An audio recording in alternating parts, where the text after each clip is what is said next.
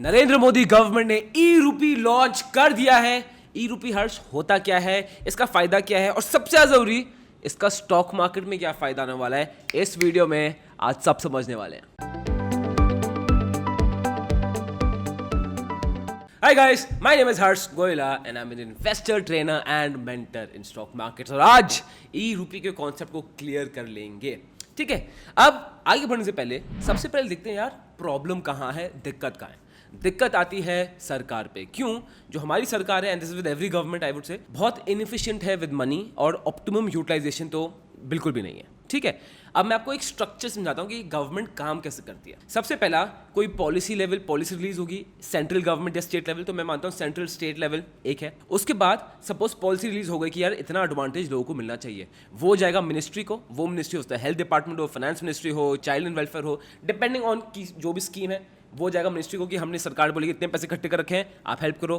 पैसा जाएगा मिनिस्ट्री को, वो मिनिस्ट्री पैसा देगी नीचे डिस्ट्रिक्ट ऑफिसर्स को, वो डिस्ट्रिक्ट पैसा देंगे सब डिस्ट्रिक्ट्स को, और सब डिस्ट्रिक्ट्स पैसा देते हैं ग्राउंड लेवल स्टाफ को जो एक्चुअली ऑन द ग्राउंड काम करते हैं। अब इस पूरे स्ट्रक्चर में ना तीन बहुत मेजर प्रॉब्लम है।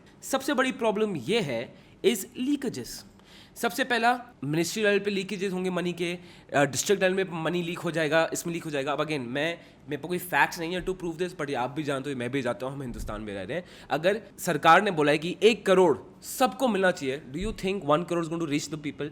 नहीं। अगर 10-20 लाख मिल जाए मेरे हिसाब से वो भी गनीमत है, और आप भी अग्री करोगे। मेरे पास कोई फैक्ट नहीं है इसको प्रूव करने के लिए, but this is the point of corruption. Her level पे लीकेज हो रही है।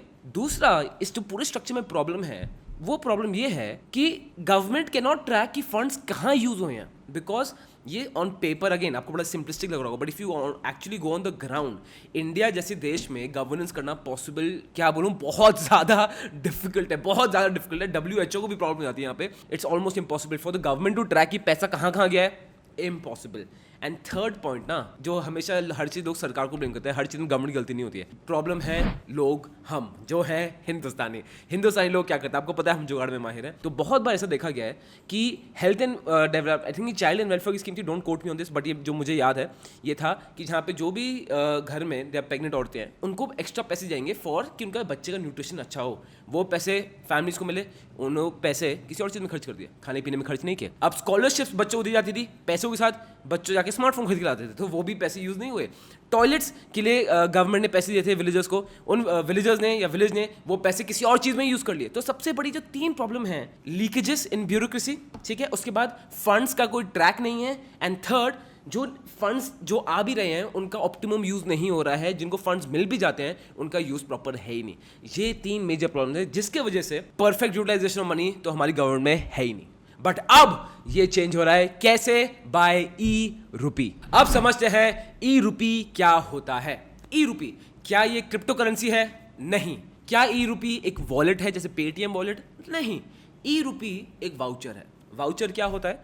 बेसिकली सपोज है ना, जैसे मिंत्रा के गिफ्ट कार्ड हो गया, वो एक वाउचर है। तो अगर मैंने मिंत्रा का गिफ्ट कार्ड खरीदा 1000 रुपए का आपके लिए, तो वो गिफ्ट कार्ड जो आपको मिलेगा आप उसको सिर्फ मिंत्रा पे ही यूज़ कर पाओगे और सिर्फ 1000 तक ही यूज़ कर पाओगे, उससे ज़्यादा कुछ नहीं कर पाओगे और कहीं और उसको यूज़ भी नहीं कर सकते। और सरकार ये वाउचर लॉन्च कर चुकी है 2 अगस्त को, और इसका नाम है ई रूपी।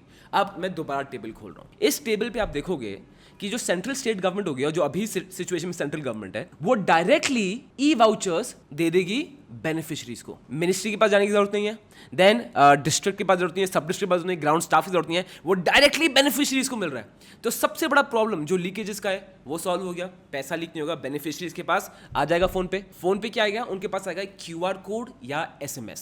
बिकॉज SMS इसलिए बहुत लोग हैं जो रूरल इंडिया में जिनके पास स्मार्टफोन नहीं है, जिनके पास अभी भी नंबर वाला डायल वाला फोन है, उस फोन में SMS भी चलेगा, QR कोड भी चल जाएगा, तो कोई दिक्कत की बात नहीं है। सेकंड इसका एडवांटेज ये है इज दैट वो जो बेनिफिशरीज हैं वो इसका यूज सिर्फ उसी पर्पस के लिए करते हैं जिसके लिए सरकार ने उनको पैसे दिए हैं। तो अभी जो कोविड वैक्सीन के लिए ई रूपी इशू हुआ है वो सिर्फ कोविड वैक्सीन के लिए ही यूज होता है, वो कहीं और और जाके इसको यूज कर ही नहीं सकते। तो जो मिस यूज ऑफ मनी था वो भी खत्म हो गया।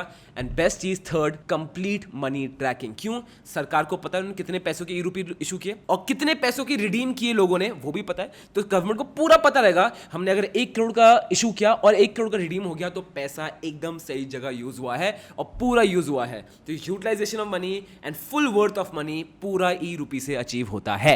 ये है ई रुपी का कॉन्सेप्ट, उनका core belief. And I personally feel it is a major step in our country कि हम करप्शन को कम कर सकते हैं। This is a absolutely brilliant move. अब इसके बाद ये क्वेश्चन आते हैं, लोग पूछते हैं कि हर्ष बैंक अकाउंट में डाल देते हैं ना पैसे सीधा, मतलब पेटीएम से कर देते हैं, यूपीआई से कर देते हैं, ई रुपी की जरूरत क्या है? ये इससे जरूरत है बिकॉज हमारे देश में बैंक अकाउंट्स कम है, मोबाइल फोन ज्यादा है। तो जो गांव में है it is much more probable उसके पास बैंक अकाउंट नहीं होगा, बट उसके पास कोई ना कोई मोबाइल फोन तो होगा ही होगा। ये कंप्लीटली कैशलेस ट्रांजैक्शन है, ये कंप्लीटली कॉन्टैक्टलेस है।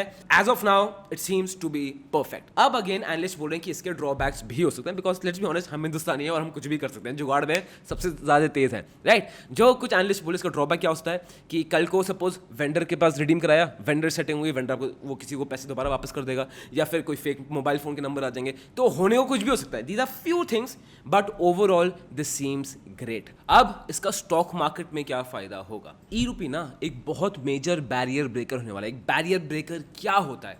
बेसिकली 2011-12 में अगर मैं आपको बोलता कि काम करो यार, मोबाइल फोन ना दुकान से मत खरीदो, ऑनलाइन खरीद लो, आप मुझे ना एक ही चीज बोलते, चुप, बिल्कुल चुप। हिम्मत कैसे हुई तेरी मुंह खोलने की? क्योंकि उस समय हम एक्सेप्ट ही नहीं कर सकते थे कि ऑनलाइन मोबाइल फोन कैसे खरीद सकते हो दोस्त। बट जब वो हुआ, फ्लिपकार्ट से हमने खरीदना शुरू किया, उसके बाद बैरियर ब्रेक हो गया। अब we are comfortable to order TV, laptop, computer, fridge, everything from online, कोई दिक्कत की बात नहीं है। और जैसे ही बैरियर ब्रेक हुआ, कितने सारे मार्केट प्लेस आ गए, नायका आ गया, मिंत्रा आ गया, अमेजोन आ गया, भर के ई कॉमर्स वेबसाइट खुल गई। सेकंड आपको एक एग्जाम्पल दूं बैरियर ब्रेक का, जब डीमोनेटाइजेशन हुआ था, डीमोनेटाइजेशन टाइम, जैसे if I give you example of my father, ठीक है, मेरे पापा को पेटीएम मनी ना समझ आता था, ना पेटीएम वर्ल्ड में कोई इंटरेस्ट था, उनको कॉन्सेप्ट ही अच्छा नहीं लगता था पेटीएम का। बट डीमोनेटाइजेशन आ गया, पेटीएम यूज करना पड़ेगा, उनका बैरियर ब्रेक हो गया। अब वो पेटीएम से कंफर्टेबल है। पेटीएम के बाद कितनी वो चीज़ें आ गई, ठीक है, मनी ट्रांसफरिंग वेबसाइट, वो कितना हो गया, भीम हो गया, रुपए हो गया, देन आपका भीम हो गया, रुपए हो गया, मोबीक्विक हो गया, कितने सारी चीजें आ गई। सेम सिचुएशन ये अभी होने वाली है। क्यों? इंडिया में एज ऑफ नाउ हमारी पॉपुलेशन में सिर्फ 40% पॉपुलेशन है जिनके पास पूरा इंटरनेट जा रहा है, ठीक है, जिनके पास इंटरनेट अवेलेबिलिटी और कनेक्शन है। नाउ बिकॉज ऑफ दिस ई रुपी, जो ग्राउंड लेवल पे लोग हैं वो भी इंटरनेट यूज करने की कोशिश करेंगे, वो भी एक स्मार्टफोन की तरफ जाएंगे, एक मोबाइल फोन की तरफ जाएंगे, क्योंकि बैरियर वो ब्रेक हो जाएगा।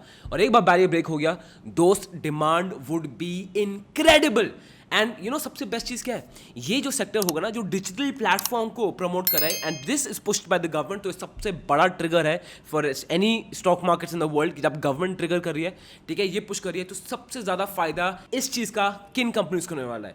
वो कंपनीज हैं Apple, CDSL, IRCTC, computer age management services, Bharti Airtel, Finolex cables, Reliance industries, Info Edge, Tata communications. ये जो सारी कंपनीज मैं आपको बता रहा हूं, ये सब फंडामेंटली बहुत स्ट्रांग है और इनको डायरेक्ट इसका बेनिफिट मिलेगा। So if you are thinking of buying a stock for long term, ये स्टॉक्स आप जरूर कंसिडर कर सकते हो। Well guys, that was it for today. आप मुझे बताओ यार, आपको ई रुपये कॉन्सेप्ट कैसा लगा? डू यू थिंक ये बकवास है? मुझे नीचे कमेंट करके बताओ। क्यों? डू यू थिंक ये हर्ष तो बहुत रेवोल्यूशनरी है? तो मुझे नीचे कमेंट करके बताओ सो दैट हम एक दूसरे डिस्कस कर पाएं।